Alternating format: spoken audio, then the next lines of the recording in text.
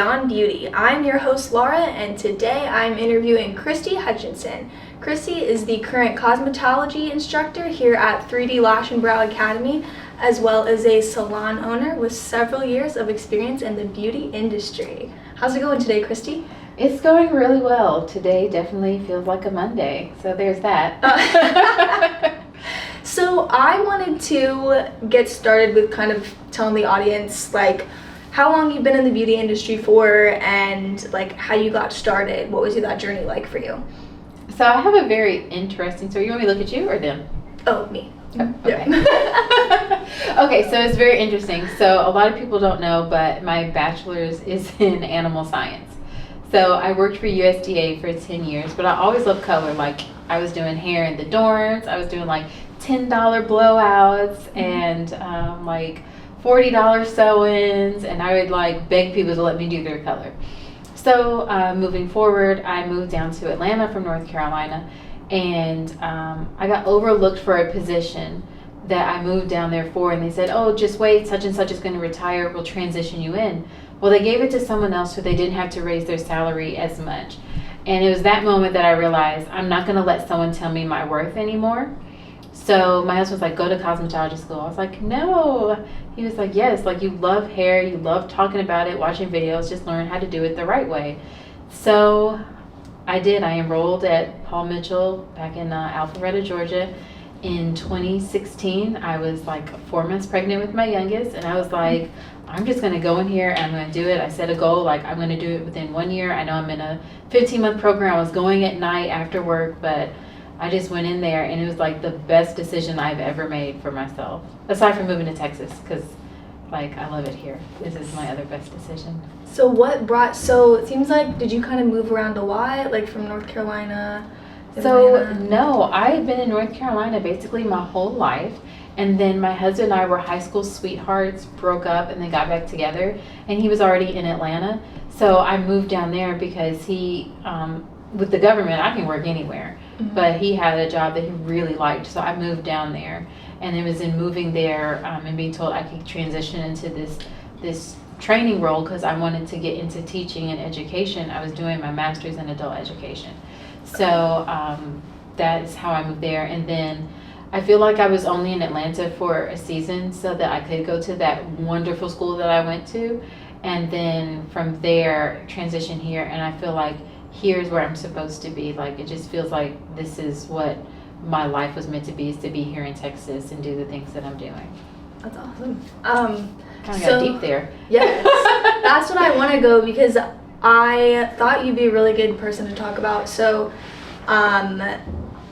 growing up, or I guess not growing up, but growing into an industry where I feel like with me, I didn't realize that like you don't really see a lot of women of color on like billboards, makeup, which is something that I didn't realize until like college, because I'm like, I didn't have to think about it. Like straight up, when they talk about like, checking your privilege, I feel like that's kind of what I have defined that as. It's like I can walk into Target and I don't have to worry about, oh, they're gonna have my shaded foundation. Like it's just gonna be there. Right. So what are your thoughts on just kind of the direction of the beauty industry? Any progress that is made or not at all, or like what are your experiences with that? There are a lot of changes. Like the new Milady book for cosmetologists now has curly cutting for true textured hair, not like loose wavy hair. So I've noticed that a lot of changes since like right around COVID time to present have incorporated more diversity and inclusion, right? So previously, like Olaplex is just killing the game right now for bonding the hair, but every other company is like, oh, we need to bond the hair, we need to care, because now people care about their hair. Like people are wearing their natural curls now. Like I'm a curl specialist.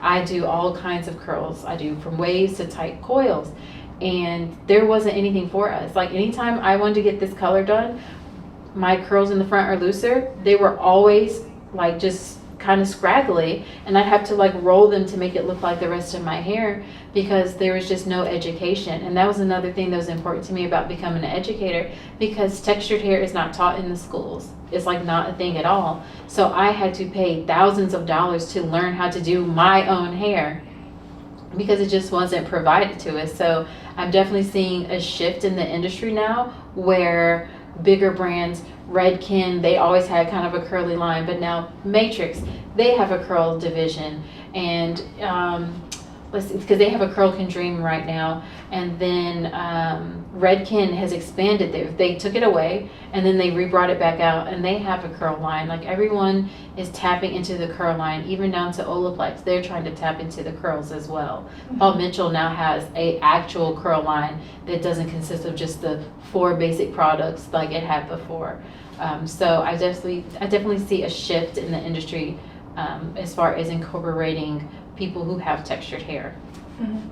And so what was that experience like, going to school and just, I mean, it sounds like getting pushback on like, hey, like there's not just 2 types of hair. Like, so when I went to school 2016, 2017, I was still straightening my hair mostly. Like, I very rarely wore my hair in its natural state. And I was in Atlanta, where it's like the extension capital of the United States.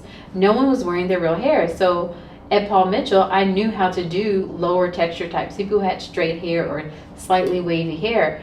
I could not, if someone came in with their hair like this, I wouldn't know what to do, because 1, there's no training for it, and the demographic of the area just wasn't that. So I didn't even start doing textured hair until I moved to Texas. I moved here, and I went from having primarily Latina, Middle Eastern, and white clientele to having mostly ethnic clientele, well, mostly like black people or other mix. There are a lot of kids who are multiracial or biracial. So I just came and I was like, oh, okay, I actually don't know how to do your hair. So then I had to like find a way to be able to accommodate this new clientele that I didn't anticipate having. Mm-hmm. So it was very frustrating, because I'm like, I went to school and I knew I wanted to focus in on color, but I don't know how to style it once I color it. So do you think, because I know a lot of what like I was taught with hair, it was like from my mom, because she's got very like coarse texture and she's all blow dry straighten. I knew nothing else. Because I've got like, when it's not, it's like my hair's like has a slight wave to it, mm-hmm. But I was like, I never, once again, didn't figure out. I'm like, oh, that's like okay to like work with.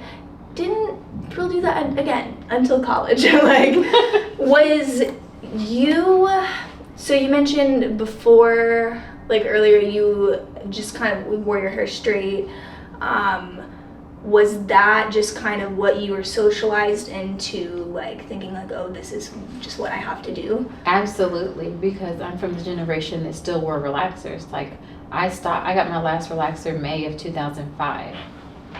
So, and that's the only reason was because I just was so obsessed with being able to color my hair.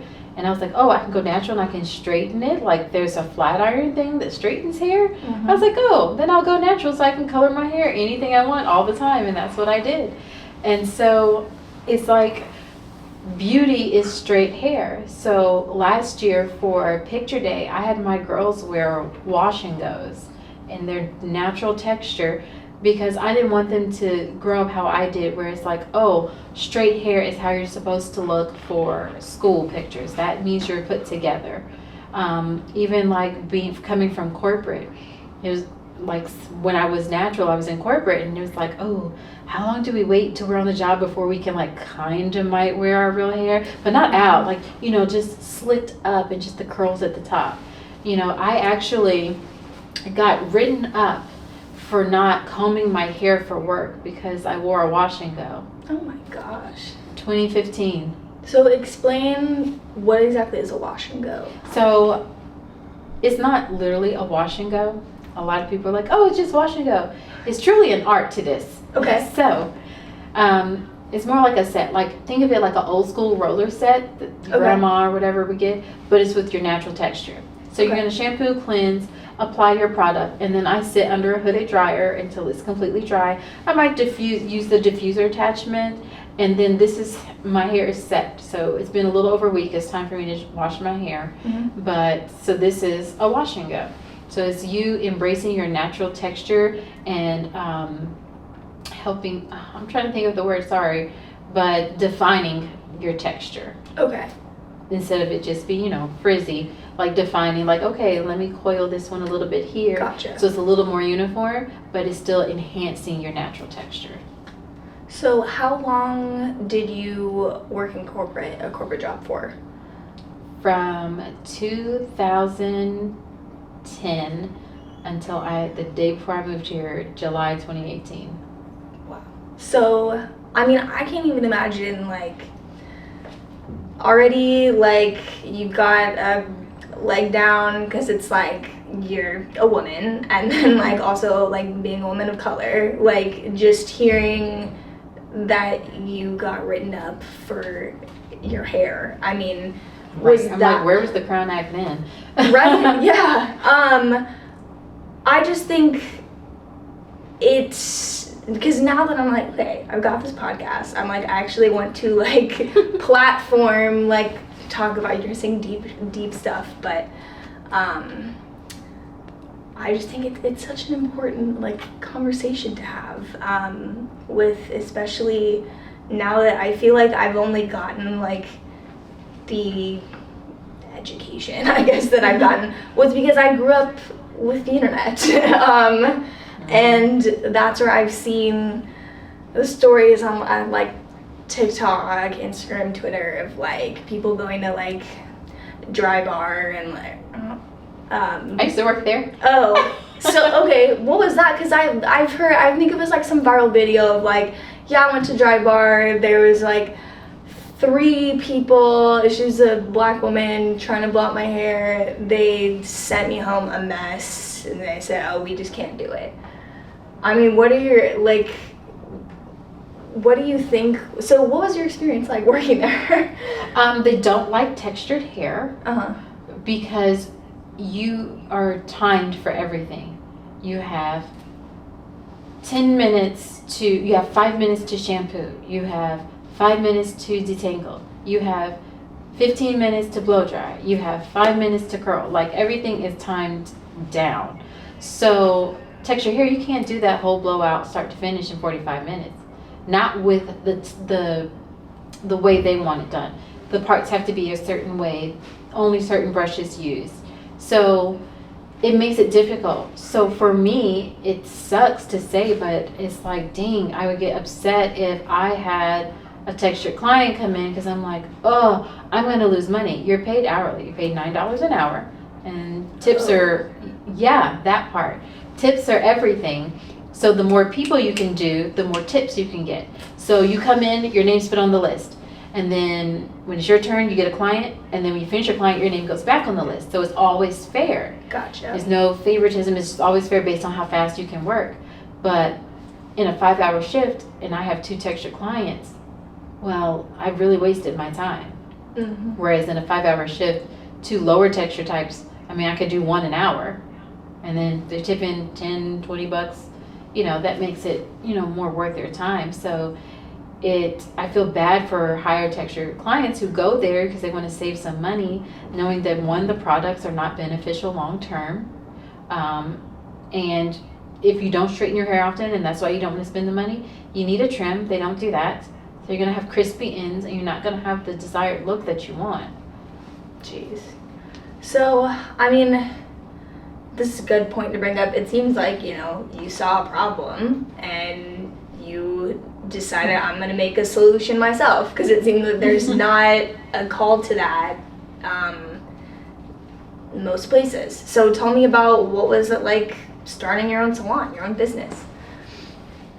Just like falling off the edge of a cliff and just hoping that you don't die on the way down. Yeah. Or sometimes hoping you do. So I outgrew my suite.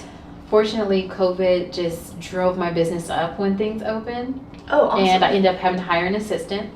And then we outgrew my suite. And so I was like, okay, it's going to cost about the same amount of money to open my own salon as it was to have like a double suite with no windows, because windows are important for me because I'm a colorist.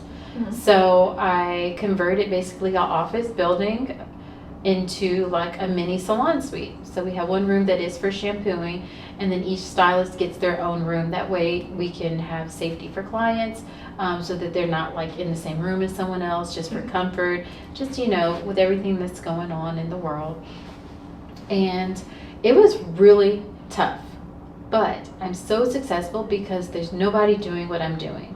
Yeah. And it's like, oh, yay. But then it's also like, oh man, like, it's the sad stories I get from women coming in saying, yeah, this person said they're natural hairstylist, but they only know how to straighten my hair. They don't know how to cut it curly.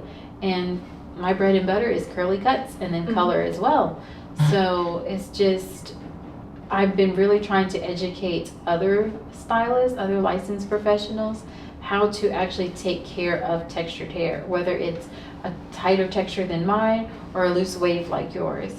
You know, so I actually have been doing some like mini classes because I'm only one person, and we in our community we call it texture love. So just trying to spread the texture love so that no one is falling through the cracks, and then they're at home making up stuff in their kitchen because they feel like no one can help them with their hair. Did you ever do any work like with doing people's makeup at all, or did you just kind of focus Makeup's not my ministry. Oh, okay. Color and curls are. So I actually, after graduating from school, I did an assistant program, and then I went to work at the salon at Ulta, and we had to do makeup there. So I definitely, and I was on our design team at school, so I did do makeup at Paul Mitchell. I did makeup there, and then I had to do makeup at Ulta. Gotcha. But I never was like, oh, I'm going to solicit myself as a makeup artist. Okay. But I did used to do lashes until I moved here, and like right before I opened my salon, I was like, okay, I really want to focus on curly hair. So I stopped doing lash extensions. Gotcha. Yeah, because you mentioning when you're like, what was it? Oh, getting taught with how to do textured hair, you have to pay this much money for like something that should already be there. The first thing I think of is like with makeup and foundation shades. I mean, you've got, now I feel like you see people like Rihanna with Fenty Beauty, her shade range is like awesome, but it's like you still, that's a high-end name you gotta go out and find. You can't just like go to Walmart and Target and get just like foundation like me, like any like white person or anything lighter than like but I mean, I think that's like, I really like your story with like, you saw a problem and you're like, no one else is gonna do it, I guess I am. Like, yeah. On top of that, like being a working mom as well. I mean, you saying that you went to school like while you were pregnant, like that's with my third daughter. My husband, he was like, you know what, I'll hold it down at the house and you go be great. And so that, I try not to let him down, because he made a major sacrifice to be able to help me get to where I am today. Because I was a teen mom. I'm supposed to be on welfare, Section 8, food stamps, all the things. I'm not supposed to have done any of it. And here I am, my daughter is a college freshman this year. I'm like, oh my gosh. So it wasn't easy. And that's why I'm hard on people, because I'm like, there's an excuse. Okay, well, I was a teen mom. What's your excuse? Okay, well, when I was pregnant with my second daughter, I was laid off from my job.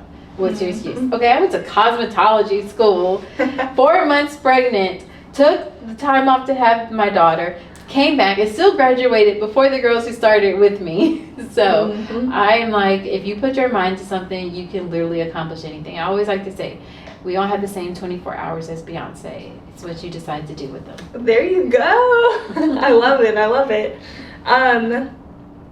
So let's see. Are there any like trends in hair and beauty right now that you're like loving, or that you don't? Like, I am loving that the big brands are now caring about hair care, because I am hair care first. I will deny a service if I feel like it's going to jeopardize your hair, the integrity of your hair. So I was in Armstrong McCall yesterday and saw that Olaplex now has a chelating shampoo. And everyone's going to be like, well, what is chelating? It's something we should have been doing that no one talked about. It's helping remove mineral buildup, product buildup, natural pollutants. So more companies are focusing in on that. I just launched a curly hair care line, and my line is vegan. That's been really important to me, and it's non-toxic. A lot of people are like, oh, we need to take care of ourselves. Like, we've been putting trash on our hair and body and eating. And so I like that more brands are now like trying to focus on that. Like, hey, we need to be more clean. We need to use recycled materials. We need to be better for the environment. I don't know if it's because they're hot this summer and they're like, oh, the ozone is gone. So I am noticing that trend. A trend that I'm just makes me so disgusted. Not only did we have YouTube University, now we have TikTok University. Yes. And I'm like, please stop. Like, why are you listening to someone who has no credentials tell you what to do with your hair that they have never seen your hair before? It doesn't make sense. So do you think I feel like YouTube, maybe I feel like it was more makeup back in the day, but I feel like maybe in the past, like, 6-7 years, I feel like I've seen more hair of like people like Brad Mondo, like reviewing like I had a client was like, why don't you have him review your stuff? I want to say, do you need to burn your hair off right now?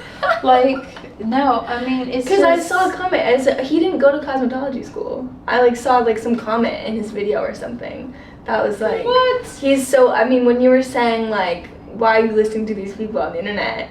I mean, so I guess you kind of already answered the question, but thoughts on the internet and like, do you think it's affecting like, oh, I can just learn how to do this online, I don't need to go to school? So there's a fine line between DIY and you should just have a professional do it.